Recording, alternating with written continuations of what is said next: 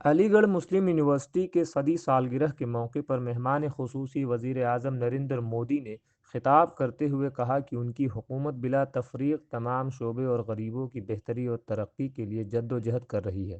مذہب کی بنا پر کوئی تفرقہ کیے بغیر سبھی کی جانب ہاتھ بڑھاتے ہیں، اور زور دیتے ہوئے کہا کہ جب ملک کی بہتری اور ترقی کی بات آتی ہے تو نظریاتی اختلاف کو پیچھے کر دیتے ہیں، اور ہمارا ملک اس راہ پر گامزن ہے جہاں سبھی کو نفع ہو اور سبھی اپنے خواب پورے کر سکیں۔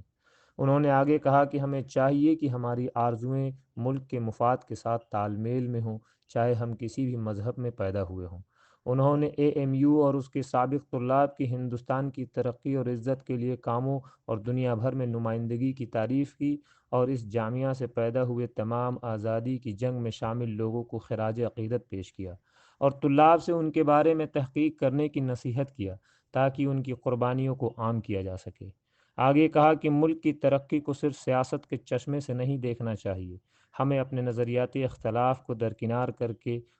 ایک ساتھ آنا چاہیے جو نئے بھارت کی تعمیر کرے۔